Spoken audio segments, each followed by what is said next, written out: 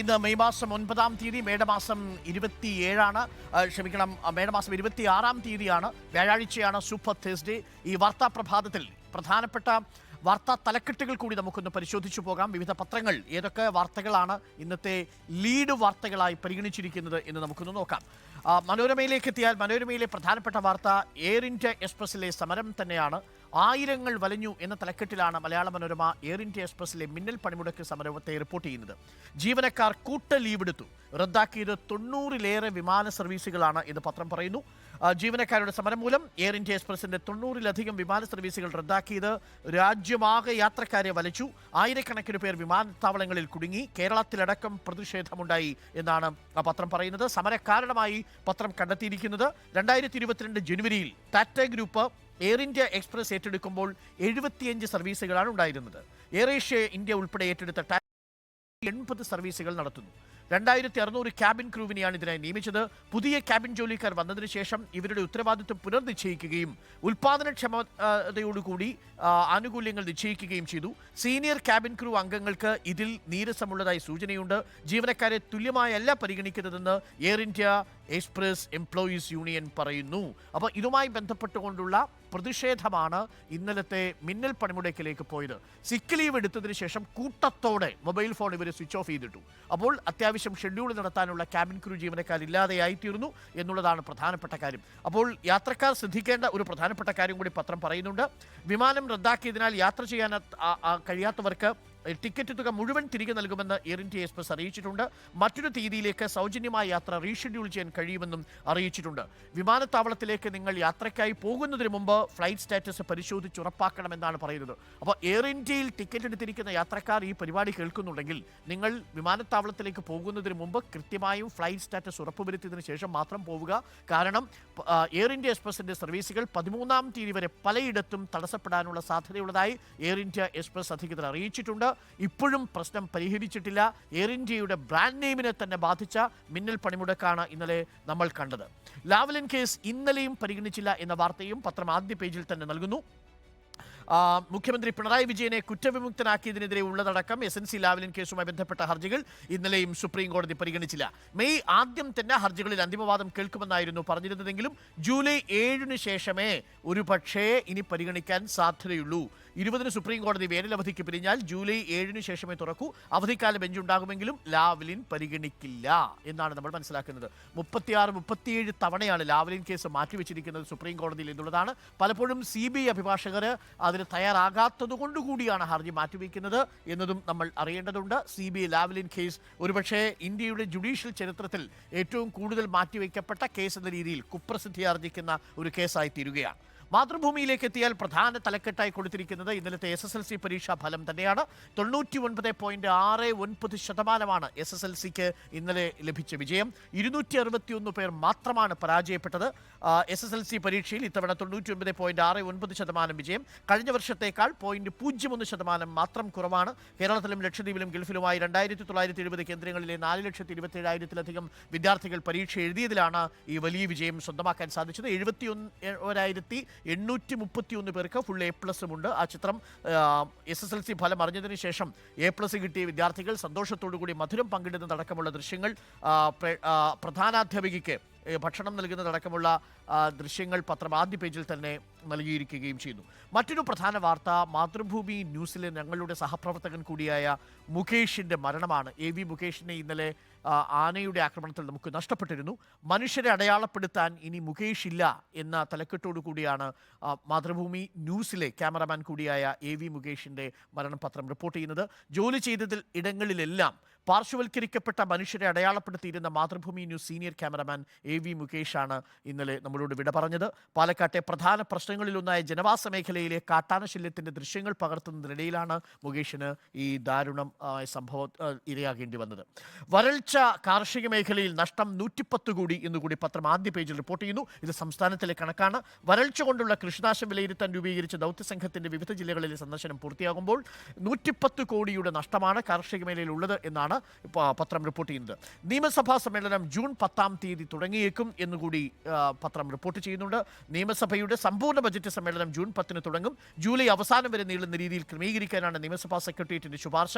July 31 ധനാഭ്യർത്ഥന ചർച്ചകൾ പാസാക്കി ധനബില്ലും പാസാക്കി പിരിയാനാണ് ആലോചിച്ചിട്ടുള്ളത് എന്നും പത്രം റിപ്പോർട്ട് ചെയ്യുന്നു. ഹിന്ദുവിലേക്ക് എത്തിയാൽ ഇന്ന് പ്രധാനപ്പെട്ട ദേശീയ വാർത്തയായി ഹിന്ദു തെരഞ്ഞെടുത്തിരിക്കുന്നത് ഹരിയാനയിലെ രാഷ്ട്രീയ സംഭവ വികാസങ്ങളാണ്. പ്രേക്ഷകർക്ക് അറിയാവുന്നതുപോലെ ഹരിയാനയിലെ നയീബ് സിംഗ് സൈനി സർക്കാർ ഇന്നിപ്പോൾ തുലാസിലായി മാറിക്കഴിഞ്ഞിരിക്കുന്നു.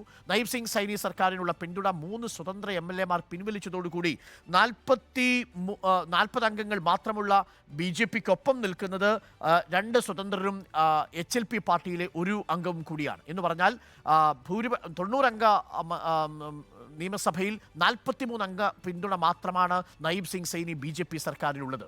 അപ്പോൾ അവിടുത്തെ ഏറ്റവും പ്രധാനപ്പെട്ട മറ്റൊരു പാർട്ടിയായ ദുഷ്യന്ത് ചൗട്ടാലയുടെ JJP പാർട്ടി ഇപ്പോൾ 10 പേരുടെ പിന്തുണ കോൺഗ്രസിന് നൽകാൻ തീരുമാനിച്ചിട്ടുണ്ട്. അതാണ് പത്രം പ്രധാനപ്പെട്ട വാർത്തയായി നൽകുന്നത്.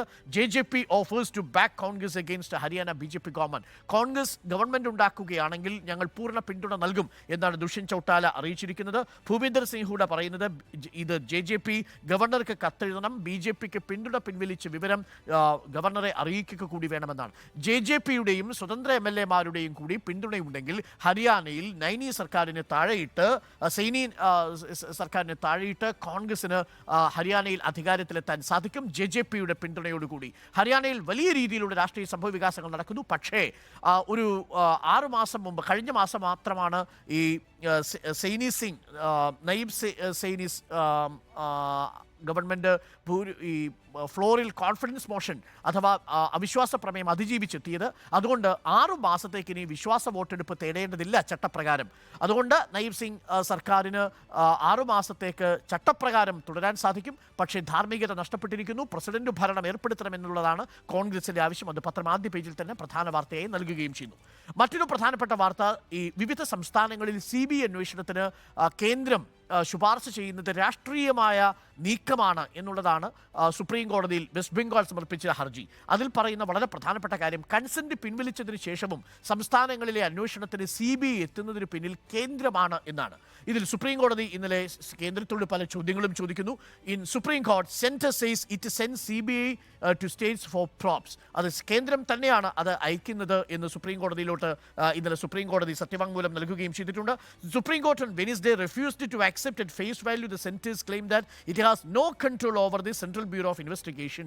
CBI-യുടെ പുറത്ത് തങ്ങൾക്ക് ഒരധികാരവും ഇല്ല എന്ന കേന്ദ്രത്തിന്റെ വാദം പൂർണ്ണമായും സുപ്രീം കോടതി അംഗീകരിച്ചിട്ടില്ല.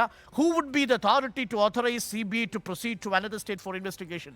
മറ്റൊരു സംസ്ഥാനത്തേക്ക് CBI അന്വേഷണത്തിന് ആരാണ് അധികാരം നൽകുന്നത്, അവരെ ചുമതലപ്പെടുത്തുന്നത് ആരാണ് എന്ന് സുപ്രീം കോടതി ചോദിക്കുമ്പോൾ അത് കേന്ദ്രമാണ് എന്നല്ലേ സോളിസിറ്റർ ജനറൽ പറയുന്ന ഒരു സാഹചര്യം ഉണ്ടാവുന്നു. എന്നുവെച്ചാൽ വെസ്റ്റ് ബംഗാൾ സർക്കാരിൽ കൺസെന്റ് പിൻവലിച്ചതിന് ശേഷവും കുറേ കേസുകളിൽ, ഏകദേശം 1 ഡസനോളം കേസുകളിലാണ്, 15 കേസുകളിലാണ് വെസ്റ്റ് ബംഗാളിൽ CBI സംസ്ഥാന സർക്കാരിൻ്റെ രാഷ്ട്രീയ താൽപ്പര്യത്തിനെതിരെ കേസ് അന്വേഷിച്ചുകൊണ്ടിരിക്കുന്നത്. ഇത് ഡൽഹി സ്പെഷ്യൽ പോലീസ് എസ്റ്റാബ്ലിഷ്മെന്റ് ആക്ടിന്റെ വകുപ്പുകളെ ദുരുപയോഗം ചെയ്തുകൊണ്ടുള്ളതാണെന്നും കേന്ദ്രം രാഷ്ട്രീയമായ നീക്കം നടത്തുകയാണെന്നുമുള്ള വാദമാണ് ഇപ്പോൾ സുപ്രീം കോടതി പരിഗണിക്കുന്നത്. അപ്പോൾ സുപ്രീം കോടതി ഈ വിഷയത്തിൽ ഒരു തീരുമാനമെടുത്താൽ ഇത് കേരളത്തിൽ അടക്കം ചലനമുണ്ടാക്കുന്നതാണ്. വിവിധ ഏജൻസികൾ രാഷ്ട്രീയ ഉദ്ദേശത്തോടുകൂടി പ്രതിപക്ഷ സംസ്ഥാനങ്ങളിൽ അന്വേഷണം നടത്തി പ്രതിപക്ഷ നേതാക്കളെ പ്രതിക്കൂട്ടിലാക്കുന്നു എന്നുള്ളതാണ് പ്രധാനപ്പെട്ട ആക്ഷേപം. ഇനി രാഹുൽ ഗാന്ധിയും നരേന്ദ്രമോദിയും തമ്മിലുള്ള വാക്പോരും പ്രധാനപ്പെട്ട ഒരു വാർത്തയാക്കി പത്രം ആദ്യ പേജിൽ തന്നെ നൽകുന്നു. After Modi's Adani's taunt, Rahul says prime minister is scared. Adani Ambani എന്ന് രാഹുൽ ഇപ്പോൾ തിരഞ്ഞെടുപ്പ് കാലത്ത് പറയുന്നത് കേൾക്കാനേ ഇല്ലല്ലോ. ടെമ്പോ കണക്കിന് കള്ളപ്പണം രാഹുൽ ഗാന്ധിക്ക് കിട്ടിയിട്ടാണോ അദാനിയെക്കുറിച്ചും അംബാനിയെക്കുറിച്ചും പറയുന്നത് രാഹുൽ നിർത്തിയത് എന്നാണ് ഇന്നലെ തെലങ്കാനയിലെ കരീം നഗറിൽ നരേന്ദ്രമോദി ചോദിച്ചത്. അതിന് മറുപടിയായി രാഹുൽ ഗാന്ധി പറയുന്നത് Rahul says prime minister is scared, പ്രധാനമന്ത്രി ഭയന്നു തുടങ്ങിയിരിക്കുന്നു എന്നാണ് രാഹുൽ ഗാന്ധി പറയുന്നത്. പത്രം അത് ഇങ്ങനെയാണ് ലീഡ് ചെയ്യുന്നത്. After Modi's Adani taunted, Rahul says Prime Minister is scared. Congress leader Rahul Gandhi on Wednesday dared Prime Minister Narendra Modi to get an inquiry done by Central Bureau of Investigation and Enforcement Directorate after Mr. Modi accused the Congress of having a nexus with Ambani and Adani. ഏതെങ്കിലും തരത്തിൽ അദാനിയും അംബാനിയുമായി ബന്ധമുണ്ട്, കള്ളപ്പണത്തിന്റെ ഇടപാട് നടന്നിട്ടുണ്ടെങ്കിൽ നിങ്ങൾ എന്തിനാണ് മടിക്കുന്നത്, EDയും CBIയും വിട്ട് അന്വേഷിക്കൂ എന്നാണ് പറഞ്ഞിരിക്കുന്നത്. ഇന്നലെ ആ വിഷയം നമ്മൾ വിശദമായി ചർച്ച ചെയ്ത വിഷയം കൂടിയാണ്. മണിപ്പൂരിൽ ബീരൻ സിംഗ് സർക്കാർ പറയുന്നത് പറയുന്നത് 5457 ഇല്ലീഗൽ മൈഗ്രൻസിനെ, അനധികൃത കുടിയേറ്റക്കാരെ കണ്ടെത്തിയിരിക്കുന്നു മണിപ്പൂരിൽ എന്നുള്ളതാണ്. ഇതടക്കം ഒട്ടേറെ വിഷയങ്ങൾ പത്രം ആദ്യ പേജിൽ തന്നെ പ്രധാനപ്പെട്ട വാർത്തയായി നൽകുകയും ചെയ്യുന്നു. ഇനി മാധ്യമത്തിലേക്ക് എത്തിയാൽ, മാധ്യമം പത്രവും ആദ്യ പേജിൽ മുകേഷിന്റെ മരണവാർത്ത റിപ്പോർട്ട് ചെയ്തിട്ടുണ്ട്. ഒപ്പം തന്നെ എയർ ഇന്ത്യയിലെ പണിമുടക്ക് പത്രം റിപ്പോർട്ട് ചെയ്തത് വിമാന പണിമുടക്കിൽ യാത്രക്കാർ എയറിൽ എന്ന തലക്കെട്ടോടു കൂടിയാണ് പത്രം റിപ്പോർട്ട് ചെയ്തിരിക്കുന്നത്. ഇന്നലെ അന്തരിച്ച സംഗീത് ശിവന്റെ മരണവാർത്തയും പത്രം ആദ്യ പേജിൽ തന്നെ ക്യാരി ചെയ്യുന്നു. നിരവധി മലയാളം, ഹിന്ദി സിനിമകളുടെ സംവിധായകനും ഛായാഗ്രഹനുമായ സംഗീത് ശിവനെ നമുക്ക് നഷ്ടപ്പെട്ട വാർത്തയുണ്ട്. ഒപ്പം ബിലീവേഴ്സ് ചർച്ച് സ്ഥാപകൻ ഡോക്ടർ KP യോഹനൻ അന്തരിച്ച വാർത്തയും പത്രം ആദ്യ പേജിൽ തന്നെ റിപ്പോർട്ട് ചെയ്യുന്നുണ്ട്. കെജ്രിവാളിന്റെ ജാമ്യാപേക്ഷയിൽ വിധി നാളെ എന്നുള്ള വാർത്തയും പത്രം റിപ്പോർട്ട് ചെയ്യുന്നത്. വിധി വരാൻ പോകുന്നത് വെള്ളിയാഴ്ചയാണ്, അതായത് നാളെ വിധി പ്രഖ്യാപിച്ചേക്കാം. ഒരുപക്ഷെ ഇന്റരിം ബെയിൽ അരവിന്ദ് കെജ്രിവാളിന് ലഭിക്കാനുള്ള സാധ്യതയുമുണ്ട്. ഇനി നമ്മൾ ദേശാഭിമാനിയിലേക്ക് കൂടി എത്തിയാൽ, ദേശാഭിമാനി പത്രത്തിന്റെ ആദ്യ പേജിലെ പ്രധാനപ്പെട്ട വാർത്ത എയർ ഇന്ത്യ മിന്നൽ പണിമുടക്ക് തന്നെയാണ്. യാത്രക്കാർ പെരുവഴിയിലെന്നാണ് പത്രത്തിന്റെ തലക്കെട്ട്. ഒപ്പം സതീശനോടും ഹസനോടും അതൃപ്തി, മാറ്റാമെന്നത് വ്യാമോഹം എന്ന് സുധാകരൻ പറഞ്ഞുവെന്ന് പത്രം ആദ്യ പേജിൽ റിപ്പോർട്ട് ചെയ്യുന്നു. ക്രമക്കേട് അറിഞ്ഞിട്ടും ചിന്നക്കനാലിൽ ഭൂമി വാങ്ങിയ കേസിൽ കുഴൽനാടനെതിരെ വിജിലൻസ് കേസെടുത്തിരിക്കുന്ന വാർത്തയും പത്രം ആദ്യ പേജിൽ ക്യാരി ചെയ്യുന്നുണ്ട്. മുഖ്യമന്ത്രി പോയത് സ്വന്തം ചെലവിലാണ് എന്ന് പാർട്ടി സെക്രട്ടറി MV ഗോവിന്ദൻ പറയുന്നതും ദേശാഭിമാനി പത്രം ആദ്യ പേജിൽ റിപ്പോർട്ട് ചെയ്യുന്നു. ഒപ്പം SSLC പരീക്ഷാഫലം 99.69% വിജയം നേടിയിരിക്കുന്നു എന്ന വാർത്തയും പത്രം ആദ്യ പേജിൽ തന്നെ നൽകുന്നുണ്ട്. അപ്പോൾ ഇതൊക്കെയാണ് ഇന്ന് പ്രധാനമായിട്ടും പ്രേക്ഷകർ അറിഞ്ഞിരിക്കേണ്ട വാർത്തകളായിട്ട് ഉള്ളത്.